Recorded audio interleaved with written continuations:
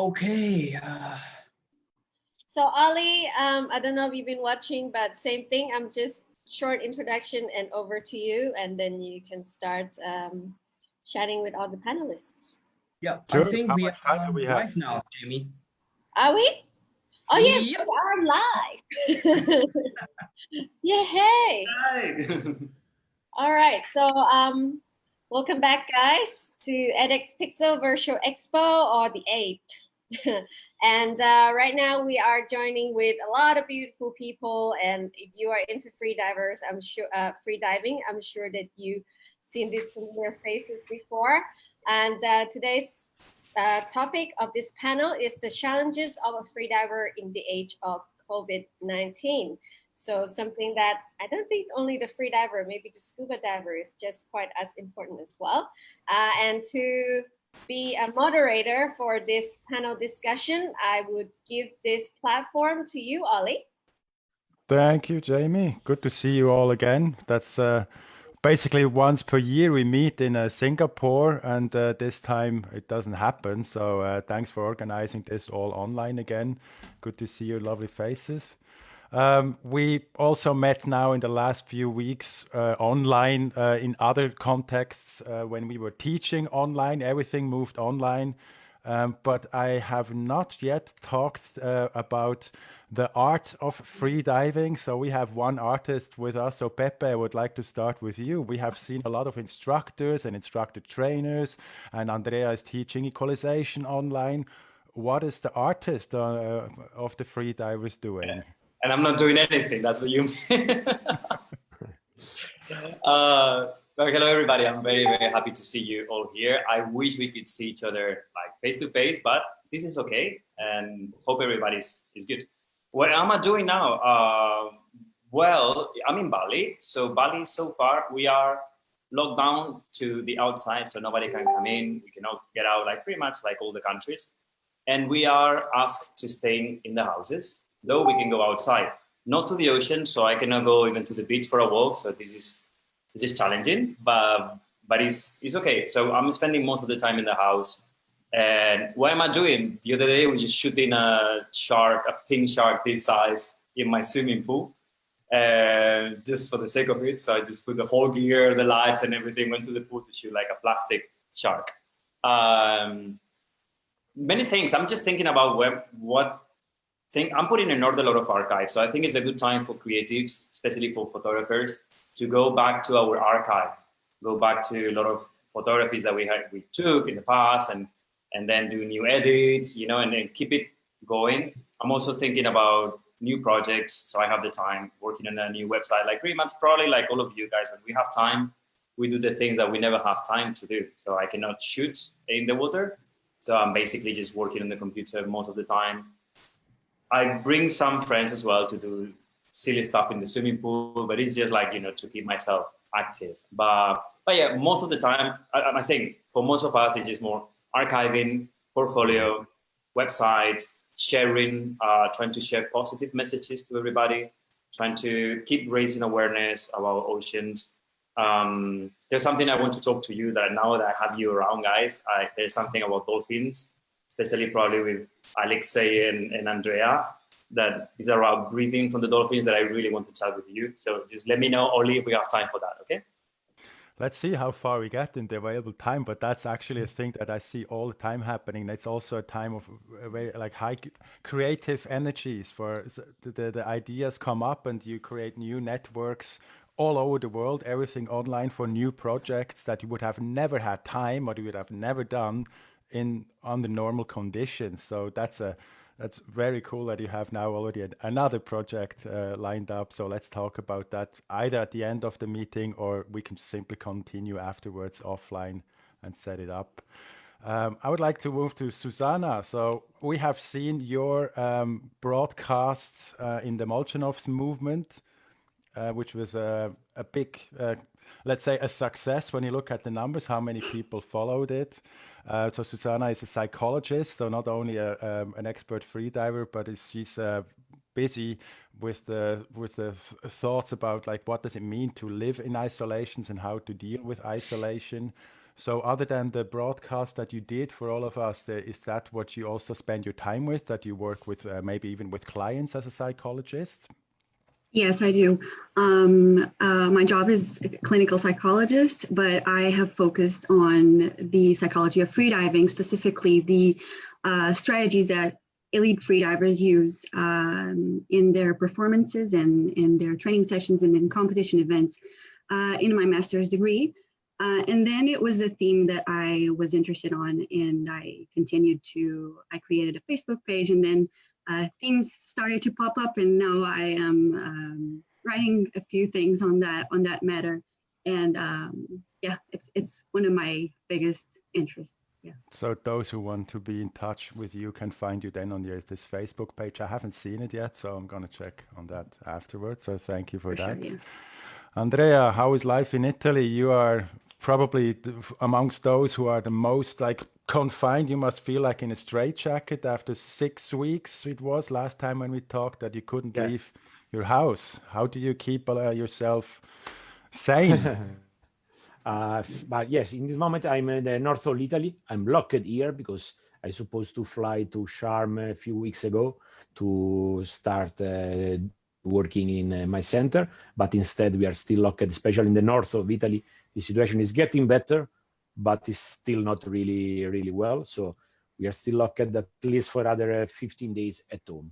And I have to admit that I'm lucky because I have a small garden, so I can spend some hours just out of the apartment. I have a small gym, and so I can do some tapis roulant, some spinning, so I can just move a little bit. And finally, I discovered that it's possible to teach equalization online. That is something that in the past I never want to do it. I have a lot of requests, but I was always refusing because I didn't like the idea. But then now that I have to, because there was not other option, I started and I realized that instead it's possible to provide a quite good service. And one of the really few nice things of this situation, I believe that some of our job can change a little bit for the future, because I think that we've been a little bit lazy in the past about the idea to use more setup like we are doing today. Okay, in the last couple of years, I was flying to Singapore, maybe to do 1 hour chat and then fly back. Okay, and okay, have the fun to meet all of you, but some situation, sometime is not easy to manage if you analyze about the cost and everything. Instead, why not when someone cannot fly to ADEX, just organize something like this with a huge screen, and I mean, doesn't make so much big difference. So I think that this situation is going to change a little bit our way to think how it's possible to have a relationship with people on the other side of the world, and how even it's possible to teach. Not everything, for sure, because as soon as we need to go in the water, you need to be there, okay? But there are parts of our topics that they can be developed online. I'm teaching a stretching section, I'm doing a breathing section, I'm doing equalization, for sure, that is my main topics. And in the beginning, it's a little bit more difficult, but as soon that you understand how it's working the platform, how you can show better what you want. So maybe you do some nice video instead to make live, you just click and you send the video. Okay, this is the video. And then in the end of the section, you can send some material printed. The people, they can do something. And finally, we can arrive everywhere.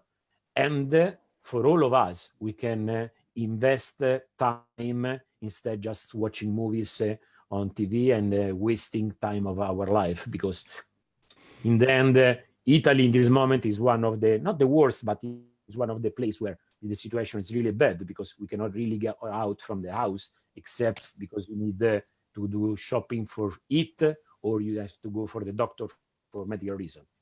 But for the rest, we are locked. At least we can do something, okay? So we have some hour during the day that we can invest, and we can work in what, as also Pepe said before, usually we don't have time to do it, but we're supposed to. So maybe work on the website, make something better, and also think about to create some better way, some nice protocol to teach better our main topics. So actually, this is my situation. Thank you, Andrea. So we have it again there that in this crisis that it is without no doubt, there's always chances. And if I would take off my shirt, that's exactly what I have tattooed here. For those who have seen my Chinese symbols here, that's exactly what the tattoo says. Like in crisis, there is always chances. So there's always the dark and the bright. We want Which to is see. We want to sometimes. see. Shall I get undressed? So it's just a matter of keeping sort of like accepting that there is a dark side and we get depressed at times. But on the other hand, there's also chances, opportunities that we might have not seen without this situation. But the challenge is to stay positive throughout also the bad times. So Jonathan, you in Singapore, how do you keep positive at all times? And we hear from Singapore, it's sometimes a bit a shaky situation, what you can do, what you can't do. How is it there? How do you stay positive? Well, the situation in Singapore is that we're restricted on our movements outside. When you go out and exercise or run, for example, you have to keep a 5-meter distance from the runner ahead of you. So what we're doing is we're doing a lot of home-based exercise. Personally, I try not to get out because there was one day I went running, the parks were crowded. It was impossible to keep a fair amount of distance between myself and the other runners. So what I've done is I've actually converted my old road bike into a spinner exercise bike, and now it's basically just doing a lot of spinning, a lot of apnea walking, stair climbing, and doing some static exercises such as like planks or half squats and holding that for like a minute or so. Lots of push-ups and squats, that sort of thing. I think in terms of keeping positive is one thing is not to lock yourself up. You got to make sure you get sufficient amount of sunlight. Keep your windows open. Make sure you have a sufficient amount of breaks. Exercise, of course, helps, but I think the social aspect is very important. So keeping in touch with your friends or your club is very important. Having a group workout is also very helpful from that aspect. So always staying in touch and talking to people is very important, I feel. Absolutely. I think we have there actually a problem in the semantics that we all call it social distancing, and it's so wrong. It's about physical distancing, and I feel I'm closer to my parents, for example, at these times than I've ever been before. And I am in Washington, D.C., so East Coast of the US, and they are in Switzerland, but we have so much time and the need to be in touch. And I really appreciate that. So social distancing, we should actually scratch that word and move on to physical distancing, bodily distancing. Run 5 meters faster than the other guy behind you. Let's move on to Alexi. Thanks for joining us here as well. You are busier than ever, as I can see. You are working day and night. Like you sent me messages at 2 a.m. in the morning. Do you even get to sleep in these times? Much less, much less. That's true. I think, like for me, it feels like the workload doubled from what it was before that. So actually, like it's like I agree totally with all their guys, like with Andre and like everybody who like said what we can do now. And beside this, because I'm also an instructor in the school here in Moscow, we have a school, and I also teach equalization online. And the same like Andrea, I didn't really like this idea before, but then to keep the community running, to keep people interested, to keep them supporting, we organize this in Russia, and like I'm doing stretching as well, like in the mornings for them, and I do it for myself as well. So when I do it to the students, I really enjoy that I got to do it myself as well. And yeah, so it's a lot of and then a lot of work on their like business as well, like you just like things that you never had time to do before. And yeah, it's pretty like a lot of work with the community in terms of like understanding how hard is it for the instructors, how hard is it for their freedivers worldwide, and what we can do for them like as an agency, and how we can help them like in terms of like fees and like freezing all their statuses, so their annual fee is not expiring. So helping like in a small way to the community, like as we can as an agency as well, was like something we've been working on, like to try to help, right? So there's different levels I'm working now on, and it's like local, like the local school, they're like international community, and I had also a lot of time to work on the gear, which I didn't have so much before, but like basically I'm sitting home, so I'm like I have time to play with things, to like design, to try, and like sometimes I needed to test something, I would go to the lake, so like empty lake, nobody around, but like 5 degrees water, 6 degrees water, and I would test gear like in this cold water, because I just like, I gotta do this. So like, okay, I'll go to the lake, I'll do this there, like in the cold waters. But it's really like a lot of like no wasted time. Like I have some series on my laptop. Originally I was thinking, okay, I'll watch this series I wanted to see, and then I could hardly find like 30 minutes per day to even watch anything. Like it's really, you get excited, like really like energized by all the projects and things you can do, and it feels like you can really do a lot and communicate a lot, have a lot of Zoom calls, conversations. And I think I like what you say is true, Oli. Like in these times I get closer with a lot of people than before, and like with a much more direct like Zoom video calls and conversations. The most valued thing is attention, right? You basically can attract attention of people, like you get attraction of students, attention of students, and that's what you can organize now remotely, right? So even for the classes, for everything, it doesn't matter if they're physically with you or people are physically with you. It's just important that they're listening to you, they pay attention to you. So attention is the most like important thing nowadays, right? So if you're able to attract attention, then you have the conversation, you have their like things going on, right? You don't need to be physically present. So Yeah. I really like what you said about distancing and not social, but physical.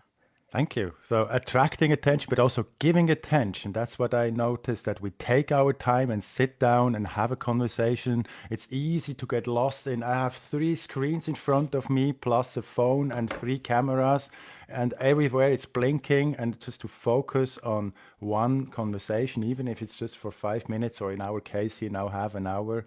It's also a gift that we have to give, that our attention is probably the most valuable we can. People are people, mainly instructors or free divers in general all over the world, are now actually asking our attention. They ask us all the time. Alexi and I worked closely together in an education system of Molchanov's. We get a lot of questions like, what can we do now? What is safe? What is not safe in terms of free diving in times of COVID-19? So here is a good opportunity to make an announcement that we recognize this need for guidance and for good advice. And in the same time, we are in the same situation, like us as educators and as leaders, like Alexi in the Molchanov's movement. We don't have clear answers.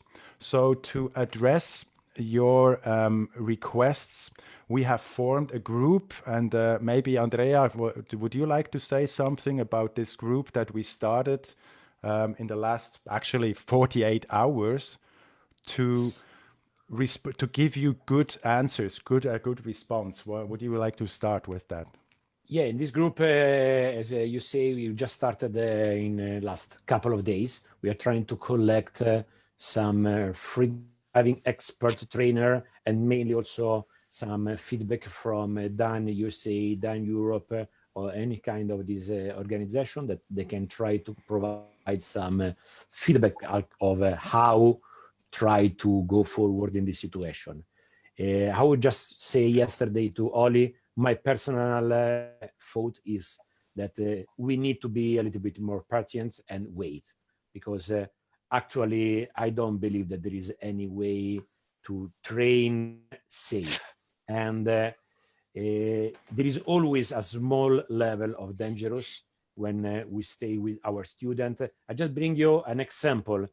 I mean, how often did you saw a safety free diver provide a rescue breath without the pocket mask? Okay, we suppose all of us to have the pocket mask with us, but in several situations, I saw a freediver surface full of blood, and the safety freediver just provide the rescue breath. Okay, we know that the HIV still exists, so it's not safe to do it. But in some situation, we decide to take the risk, and we do it. Is right? Is wrong? Everybody has to decide for himself.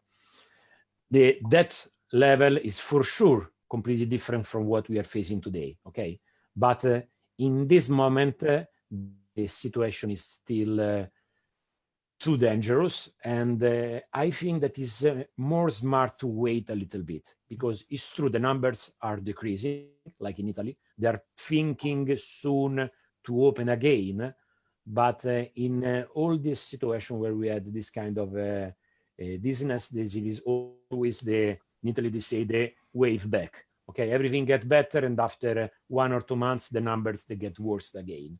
So the fact that all of us, we want to go back in the water, we want to go back teaching. For someone want to go back working, because I understand perfectly there are people that if they don't teach, they don't work. If they don't work, they don't get money, and it's difficult for them to survive. But I personally believe that we should try to hold on a little bit longer. Wait a little bit longer to see if never will arrive the vaccine or not, or any way that the numbers will decrease, because this illness is really, really difficult. We know that there are people, I mean, I have a friend of mine, a parent, that result positive to the COVID and doesn't have any symptoms at all since 4 weeks, and is locked at home. Okay, I can have the COVID, and tomorrow, because I feel that I don't have anything, start to go out because the Italian rules, they will allow to me to do it, and I will start to spread again the COVID. So I think that in this moment, we need to hold on a little bit. Then for sure, we need to be in the moment that we can start to be a little bit more careful, like small thing. I mean, sometime in the freediving center, we provide the water with the dispenser. We share something that now we should not share anymore. Example, just before the lockdown in Italy, I was providing a equalization workshop in Y40, and during the workshops, I used the Eco tool to test the equalization of all my students. And that day we didn't. We say, okay, we're supposed to do this one. Today we don't, because it's not enough just to clean with just some alcohol and do it, because in this moment it's too dangerous. So that is something that we will come back maybe later, okay? Or as instructor, I need to buy 10 or 20 of these tools, do the test, and then maybe clean at home with special tools and everything. So I think that from my point of view, before start again teaching live, that's not anymore virtual like we are doing now, but we need to hold on a little bit. This is my thought. Anyway, we will wait after my thoughts, the feedback from Dan USA, Dan Europe. I mean, only because just Dan in general, they have something more than 150 doctors that they are already working on these topics. So they know definitely much better than me what we can do and what we cannot. So that's are my thoughts. Thank you, Andrea. So about this group that we formed in the last 48 hours, the idea is basically that we get together all the continents, all the regions, and all the agencies in one task force, which, as you can imagine, is quite the feat to organize that. And a big shout out to Robert King, who might be listening to us now. He probably didn't sleep in the last 3 days getting that organized.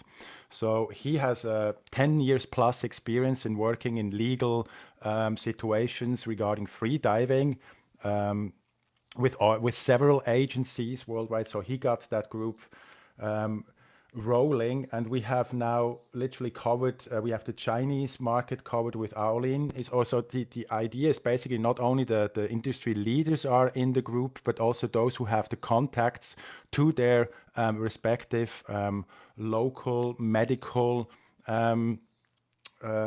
leaders, to put it this way. So Aolin Wang is not only a member of that group, he has also contact to the Chinese governmental positions for where they collect the latest medical information and current guidelines that are in action there. And the same we have with Alexei in Russia, with the connections that we need there. We have William Trubridge that joined the group as an opinion leader and someone that can speak for everyone in the freediving scene, and people will most likely listen. Stavros Kastrinakis is part of this group that we all know him as probably one of the most experienced operators in freediving for 10 plus years when it comes to providing safety and creating safety protocols. And so we have a few more, which I don't want to go through all the list here. In the end of the day, we will keep you posted about that. If you have any questions, you can contact Robert, you can contact Alexei or me. So that is a thing that we try to also have, like maybe not daily, but quite frequent updates, where we're going, what is happening, so we can provide what Andrea just lined out. Like, it's so much is uncertain right now. We need to give good advice without putting people at danger. All right, so that's the latest news that is going on. We are getting close to our time limit here. Where are we, Carter? Can you give us an update? How much time we have? I guess we have one last question to go. 5 minutes, yeah, 5 minutes. 5 minutes, good, thank you. So let's go back to Susanna. This whole thing, you are our psychologist here. I'm a psychologist too, but I'm not in one-on-one situations trained. For you, what can you do actually? How can you help people who are now in this situation and maybe feel a little trapped, can we say, at home, maybe alone? What options do you have there to help freedivers specifically to get out of their feeling of isolation? Yeah, first of all, it's important to understand that athletes, coaches, sports professionals are suffering too with this pandemic. I mean, each person is a person, so there isn't a strict rule or treatment or method that will work for everyone. The important thing is that you try to find a way that fits better your needs and your difficulties at the time. And especially in freediving, athletes may feel a lot of anxiety, anger, frustration, and all these emotions. And because we're talking about an outdoor sport. So in this scenario, things can get even more serious, because compared to other sports that can be fully performed indoors, as a freediver, being isolated and not being able to train in the ocean, for instance, can have a serious impact on mental health. And despite all the dry training that you fit in your daily routine, and also this can have a serious impact.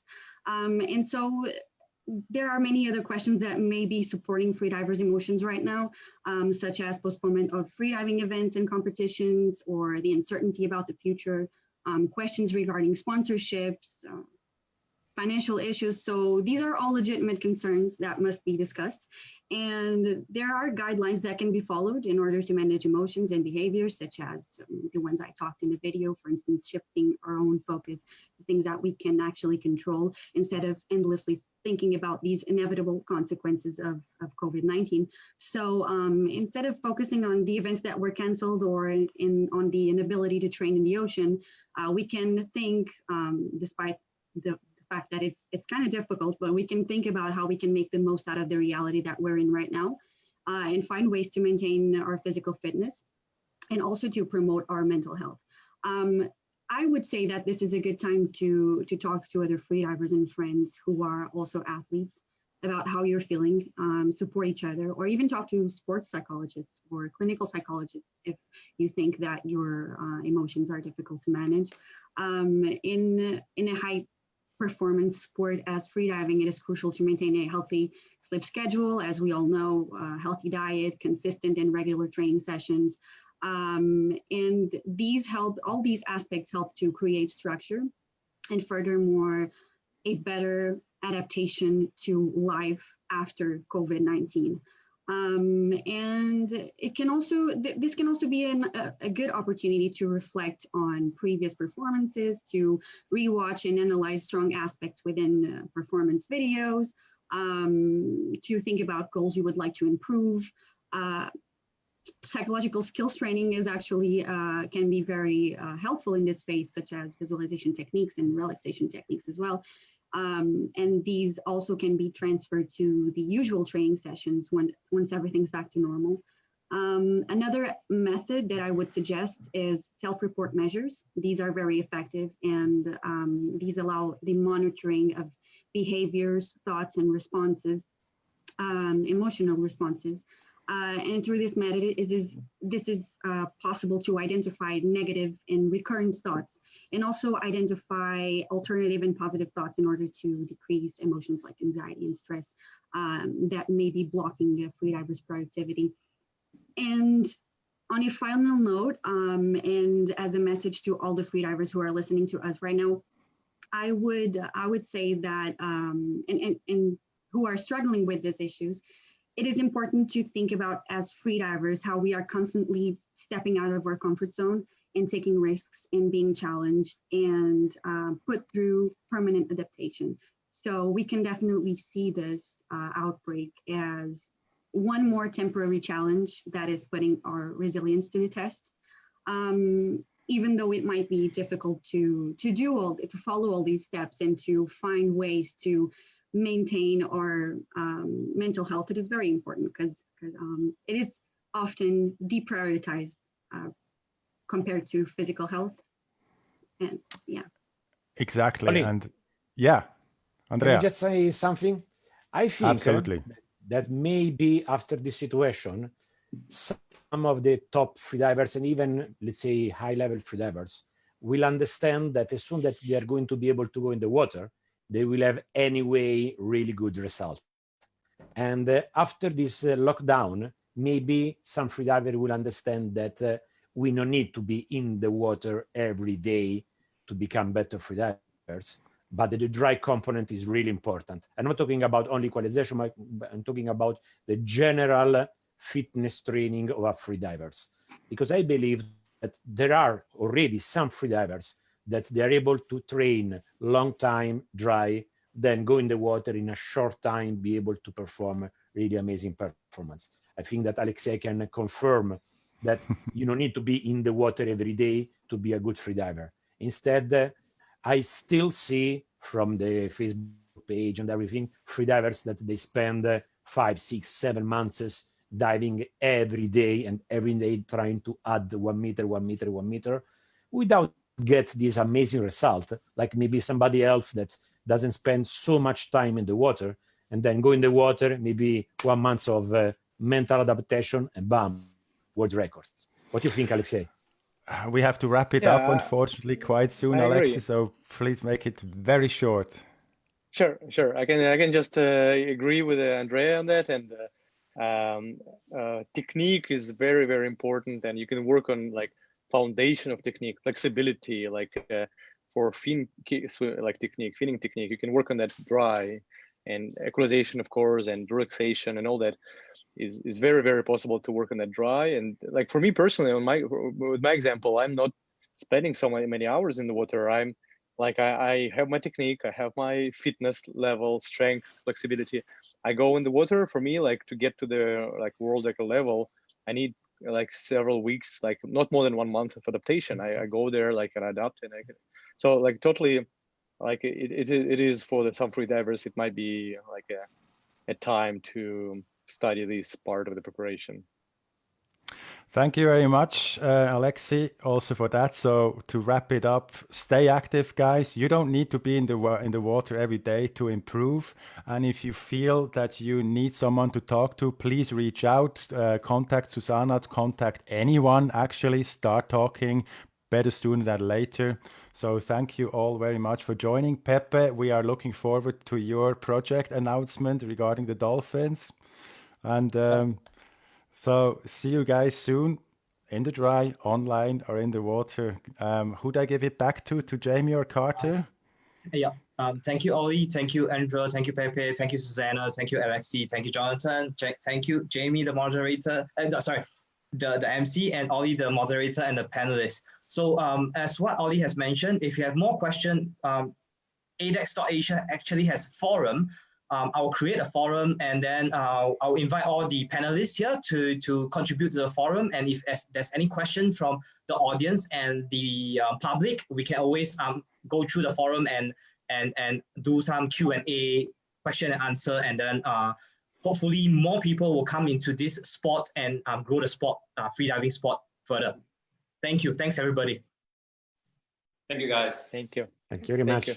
Take care, guys.